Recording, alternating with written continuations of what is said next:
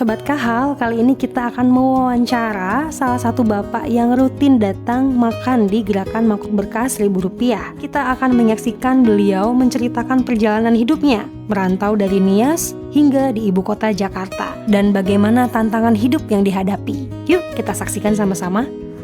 Halo Bapak, selamat pagi. Selamat pagi juga. Bagaimana kabarnya? Baik, sehat. Sobat Kahal, ini adalah salah satu Bapak yang rutin ya Pak ya, ikut makan di Mangkok Berkah Rp1.000. Betul. Enak ya Pak ya? Enak sekali. Hari ini Bapak menunya makan apa nih? Boleh nggak diceritain? Ini makan apa nih? Sayur. Sesin ya apa Mbak? Ya caisim sama tahu ya. Sama tahu. Tapi gizinya lumayan tinggi gizinya kalau ini. Gimana nih Pak hari-hari ini kabarnya? Baik. Baik. Pasokan aman, pasokan plastik Lancar. lancar ya. Ada kenaikan nggak di bulan ini dari bulan-bulan sebelumnya? Wah, justru diturunkan terus ini Kak. Apanya yang diturunkan? Harganya. Harga per kilo ya? Iya. Kalau boleh tahu dari berapa jadi berapa? Tadinya 7.000, sekarang cuma 4.000 coba. Wah, jauh banget. Jauh kan? Turunnya ya. Iya. Kan udah nggak sebanding dengan ini ya, kebutuhan istilahnya. Iya. Tadinya 7.000 kan 3.000 itu dari mana kita mau ngambilnya? Kalau Iya. kita jalan terus setiap hari kan begitu. Iya. Sementara mau nyari sekilo aja udah Capek ya. capek kan gitu, jauh lah gitu. Itulah. Jadi semakin harapan untuk apa itu semakin hampa istilahnya.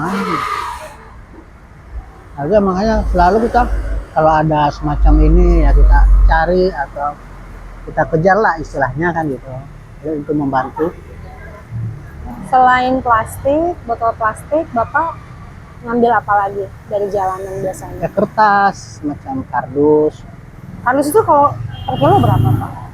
1.500. Lebih murah ya? Oh ya, lebih murah lagi kan? Belum Bapak harus simpan dulu di tempat yang aman ya. Iya. Kalau nggak kena hujan, apalagi lagi musim hujan ya. Basah. Nanti dia ngomel lagi nggak mau kan gitu.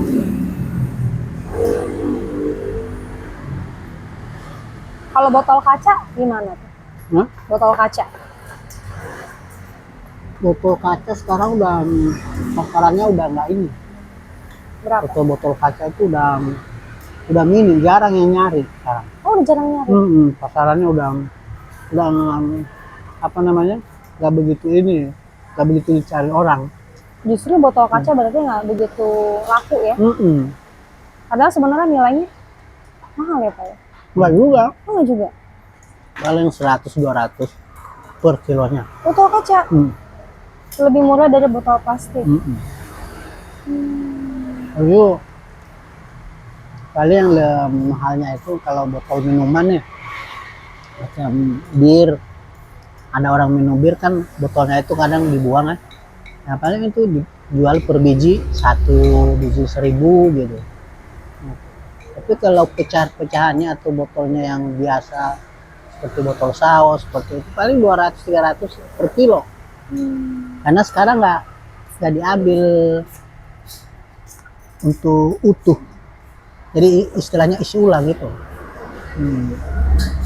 Terus kalau boleh tahu nih Pak, per hari sekarang jadinya dapat berapa tuh? Yang minimal sih dapat 20-25 lah ya. Bersih? Enggak, Kotor? kotor. 25.000 sehari? 25.000. Waduh. Nah, ini kan kalau istilahnya kita itu nggak nyari begini, ya kan nggak cukup lah kan begitu ya. Hanya sekali makan. Sementara makan setiap hari itu kan minimal 2 kali kan begitu. Iya, betul. Pencarian atau pendapatan kita cuma sekali makan. Iya, Nah, makanya suka-suka kita nyari di mana lagi ini ya seperti ini kan begitu. Ya berarti kegiatan sosial untuk memberi makan murah atau kalau bisa gratis ya. Mudah-mudahan semakin banyak ya di tempat itu lainnya. makanya tambah banyak, tambah semakin kesini semakin tambah banyak orang yang nyari kesana kemari gitu. Nah, semacam hari besok nih kan Muslim ini kan cuma berkah katanya. Ini orang berduyun juga ke sana. Ada Bapak dapat juga hari Jumat di tempat lain. Disyukur ya. Ya itu aja kita syukurin setiap hari kan. Ya. Kadang aja ada gitu. Namanya rezeki itu kan ada aja menjadi milik kita kan gitu. Terus kalau 25.000 sehari, gimana dengan tempat tinggal? Nah, kita tidurnya di mana aja, di emperan. Udah berapa tahun Bapak tidur di emperan? Oh, udah mungkin kalau dihitung itu sih udah puluhan tahun lah ya. Puluhan tahun. Belasan tahun lah Biasa gitu. ya? Udah terbiasa. Kadang juga ngontrak, kadang-kadang kalau nggak sanggup ya balik lagi ke jalan kan gitu. Kita juga kepingin hidup nyaman, tempatnya kita nyaman, tapi kalau nggak sanggup, nggak memungkinkan, ya terpaksa kita di jalanan lagi kan begitu. Kalau ngontrak berapa biasanya Pak sebulan? Itu standarnya itu udah 500 kan, udah 600, ada 400, tapi udah pasaran 500 kan. Itu pun belum tentu kita bisa naruh, umpamanya kalau ada gerobak, ada dorong-dorongan itu, belum tentu bisa kita naruh kan gitu. Ya. Karena rata-rata di Jakarta itu kan sempit gitu sih. Gitu. Kadang-kadang ya makanya kita daripada kita ngontrak ya udah kita di jalanan aja. Nah, cuman kadang-kala jalanan itu ada kendalanya. Apa itu adalah razia lah, adalah pembersihan lah kan begitu. Karena seperti itu ya harus kita ngumpet di mana. Nah, kalau boleh tahu pas razia itu biasanya apa yang dilakukan ketika misalnya ketangkep? ya kalau kita nggak ketangkap ya mungkin kita pas dia razia itu kita nggak di situ, ataupun dia pas razia juga mungkin ada teman yang ngomong menyampaikan hati-hati begini, nah kita nyingkir gitu. Nah kalau kita udah misalnya udah kepergok dibawa, ya terpaksa dibawa ke penampungan. Di penampungan itu dikasih apa biasa? Ya dikasih makan juga sih, cuman ya gimana ya, namanya orang di penampungan rame-rame begitu, seperti di Kedoya, di Payung, yang rame-rame begitu ya. Ya. Dikasih apa biasanya Pak? Kasih makan, kasih Uang makan. enggak? Uang enggak. Modal enggak juga? Enggak. Kan padahal itu kan dinas sosial lah seperti enggak. Cuma dikasih makan aja, nanti suatu waktu apa sebulan apa 2 bulan sampai 3 bulan itu dikeluarin lagi. Nah itu kan. Ini hanya memenuhi target karena biasanya setahun sekali itu kan uang apa namanya, setahu saya itu ya, uang belanja untuk dinas sosial itu kan setahun sekali kan keluar. Nah nanti kalau udah keluar itu ya cari anak-anak di jalanan tuh ya, cari untuk target itu, karena nggak bisa mereka alokasikan kemana dana itu kan ya, habis ditampung anak-anak di jalanan, taruh di penampungan, ini sebulan 2 bulan keluarin lagi, begitu terus setiap tahun. Karena pernah kita ngalamin selama di jalanan itu, pernah ngalamin sekali kan. Kebetulan sini dulu kan. Begitu terus. Ya nggak ada. Malah bahkan sampai ribuan loh orang itu penampungan. Ribuan? Ribuan bisa. Banyak ya? Iya. Banyak.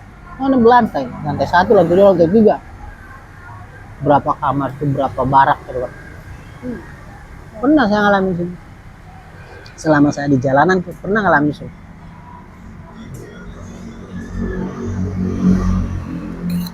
Mereka nanya nggak misalnya nanti Bapak asal dari mana? Kalau bisa ke ibu kota misalnya gitu. Suka ditanya nggak? Ditanya. Terus Bapak jawabnya gimana? Ya kita jawab apa adanya, memang kita merantau di ibu kota. Kita cari adu nasib lah di ibu kota. Kamu kan, saya juga kan udah lama di sini, punya KTP di sini lah. Tapi itu nggak peduli sama mereka. Eh, apapun itu kita bikin alasan, apa kita kasih keterangan apapun itu nggak peduli. Bapak biasanya, sorry, tahun berapa Bapak dulu memutuskan merantau ke ibu kota? Udah cukup lama lah, 93. Wah, lama juga ya. 93 ya. Sekarang udah hampir 30 lah ya, 28. Awal mula yang menjadi keputusan Bapak untuk merantau saat itu apa? Oh, saya harus pergi nih dari kampung halaman. Apa yang menjadi alasan? Memang jiwanya merantau dari sebelum di sini kan di Padang. Oh, ke Padang dulu. Dari mana Pak tadinya? Kita dari Nias. Oh, Bapak Padang. dari Nias. Padang. Padang sebelum sini ada Padang 6 tahun. Dari Nias ke Padang. Habis itu dari Padang itu ke Medan. Medan 3 tahun. Baru ke sini. Jadi sekitar tahun 91 lah ya. 81 kita udah pergi dari kampung.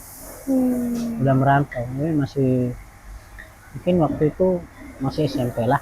SMP. Merantau ke Padang. Nggak dilanjut ke SMA ya waktu itu? Ya di perantauan lah lanjut sampai SMA. Bapak berarti sebenarnya dari segi pendidikan Bapak itu sampai SMA ya? Ya, jadi akhirnya kebentur biaya itu tadi ya akhirnya yang merantau kemana-mana aja, jadi nggak lanjut sekolahnya. Oh, terakhir pas berapa? Dulu sempat lulus sih, sempat lulus SMA. SMA, sempat lulus SMA. Nah, tapi di perantau di daerah Padang itu kan. Ini karena kita nggak, ya istilahnya cuman saudara di situ, cuman teman, ya kita kebentur dari biaya itu kan, kita nggak bisa melanjutkan. Akhirnya kalau kita buat mau penyesalan ya nggak mungkin juga lah ya, mungkin kan ini. Ya, sampai sekarang beginilah. Merantau lagi, pindah lagi ke Medan selama 3 tahun, mau berubah nasib, mau ke ibu kota gitu. Nah, saya sampai sekarang dari sini ini, dari ibu kota ini baru 2 kali pulang ke Nias. Berapa ongkosnya kalau dari sini ke Nias Pak? Mungkin sejalan sekarang ya 1.500.000 lah. Satu kali jalan langsung ke Pulau Niasnya. Langsung ke sana. Berarti keluarga masih lengkap ya di sana ya? Kalau keluarga sih tinggal ini ya. Tinggal siapa? Kakak yang pertama sama adik. Nah, di sini juga ada 2 orang, kakak abang yang nomor 2 sama kakak yang nomor 4 di atas saya gitu. Nomor 3 ya, nomor 3 di atas saya. Sini, tapi di Jawa. Kalau di Nias keluarga apa, bercocok tanam kah atau? Iya, memang kita petani ya. Nah, kita mayoritas sih cocok tanam. Cuman kita udah nggak ada orang tua juga, akhirnya kita merantau ya, merantau kemana-mana. Bayangin, ibu udah meninggal itu udah puluhan tahun. Nah, kita masih umur 8 tahun, ibu udah ninggalin kita. Nyusul bapak, ya udah, kita udah merantau lah itu 91 lah. Tahun 91 bapak meninggal. Berarti pertama kali ke Jakarta tahun 93. 93. Dari Padang itu langsung ya ke Dari Jakarta. Medan dulu. Oh, dari Medan dulu. Berarti bapak udah melalang buana ya? Ya, selama 3 tahun di Medan, kerja nggak betah, pulang kan di sana masih lebih dekat kan. Habis itu baru kita ke sini. Waktu itu ke Jakarta tahun 93, bidang pekerjaan apa yang bapak ambil? Tadinya kerja di gudang, di gudang. bagian gudang, pengiriman barang di gudang. Cuman pada saat itu kan gaji itu ya minim ya, tapi nggak memungkinkan juga, nggak mencukupi ya. Tahun 93 berapa Pak waktu itu? 91 itu gaji baru 90.000. 90.000 sebulan. Di gudang, bagian gudang kita mengirim barang ya kayak sekarang lah, paket-paket gitu ya. Ya kita ya betah-betah juga kita itu setahun lah, hampir masih sempat kita dapat THR, langsung pulang. Setelah itu saya nggak lanjutin. Karena tadinya juga biasa dapat duit banyak lah istilahnya kan, gaji segitu sebulan, no saya 90.000 sebulan kan begitu. Jadi nggak betah, akhirnya yang nganggur ke Jawa. Yang sebelum itu juga selama di sini juga Jawa, Semarang, di tempat kakak perempuan. Artinya, kakak perempuan kan suaminya orang Jawa juga, main di situ, sempat usaha juga, sempat kerja juga, tapi yang namanya pada saat itu kan masih mau berkeluyuran, mau kemana-mana kan gitu ya. Ini nggak betah, ini lagi sampai sekarang. Bapak lebih nyaman kerja mandiri seperti ini berarti ya? Ya, Nggak di bawah orang ya berarti ya? sepertinya seperti itu. Karena kita juga pernah berhasil ya, Ya. semacam nyari beginian, pernah berhasil kita buka sendiri lapak. Oh, Bapak pernah Ya, jadi pengepulnya langsung ya? kurang lebih 8 tahun. Tahun berapa itu Pak? Tahun 2008, 2010, 2002. 2002. Terus waktu itu anjloknya gimana? Kalau boleh tahu boleh. Zaman yang 2008 itu kan anjlok harga barang waktu itu. 2008 kan sebelum itu kan naik harga barang, naik tinggi-tinggi. Akhirnya dalam 1 bulan itu turun, merosot. Sampai banyak lah, misalnya gulung tikar yang bos-bos gede yang nampung besi, nampung apa, gulung tikar pada saat itu. Kita ikut, Kena imbasnya juga. Hanya tempat belayar, cari modal lagi kan gitu. Belayar nyari ikan. Katanya untuk pelayaran itu hanya secukup ini aja. Kalau kita bandingkan di darat lebih mahal bayaran di darat. Nah, kita belayar itu. Iya, waktu itu. Belayar waktu itu di kapal Nyari ikan berapa? pakai jaring.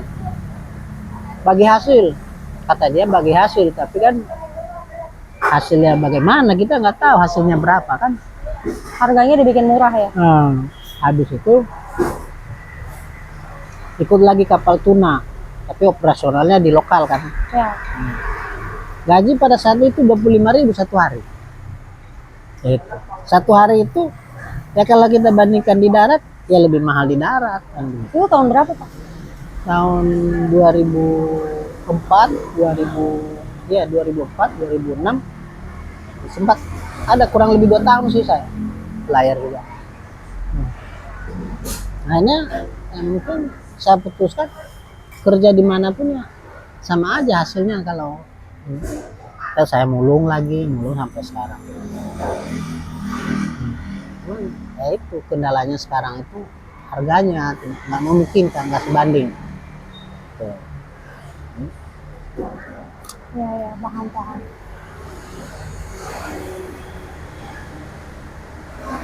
Kadang Bapak kepikiran nggak sih, oh maaf Bapak usia sekarang udah berapa? 57. 57. Sebenarnya udah mau masuk masa pensiun ya. Pernah kepikiran nggak Pak nanti apa yang akan dilakukan? Rencana sih seperti itu.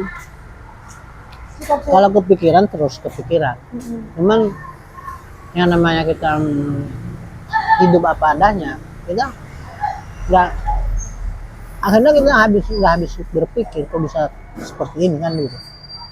Tapi memang rencana mungkin tahun 2030 saya pulang kampung, saya balik ke kampung halaman. Nah kalau begini terus juga di jalan kan kita nggak bisa bersaing, karena semakin kesini semakin banyak yang ini kan gitu. Yang lebih pintar lah dari kita, begitulah. Nanti rencana balik ke kampung bertani kembali berarti ya Pak? Ya, Beternak, bertani ya. bertani. Memang kitanya bercocok tanam dari awal. Semangat terus ya Pak ya. Ya harus. Ada ini enggak? Semangat hidup atau filosofi hidup yang Bapak pegang selama ini yang menurut Bapak baik untuk diberikan kepada orang lain? Hanya perilaku kita. Gimana Pak? apabila kita berlaku baik terus kepada sesama kita itu harus kita bawa kemana-mana pun. Dan apapun kehidupan kita itu yang harus kita jalan, kita lakukan apa yang terbaik. Sobat Kahal, dari wawancara ini ada banyak pelajaran hidup yang bisa kita petik. Di tengah sengitnya persaingan di ibu kota dan himpitan biaya hidup, Bapak ini tetap memilih untuk mencari rezeki dengan jujur, mendapatkan rezeki secara halal dengan tidak merampas milik orang lain. Kadang kita lupa bagaimana cara menilai sesama dengan benar. Kadang kita lupa bahwa rasa keberhargaan diri bukanlah diukur dari apa yang kita miliki dan dari apa yang kita pakai, namun seperti apa nilai kehidupan yang kita jalani. Semoga melalui tayangan ini semakin banyak pihak yang bersedia bergandengan tangan untuk menolong masyarakat satu dengan yang lain. Sampai bertemu kembali di episode selanjutnya.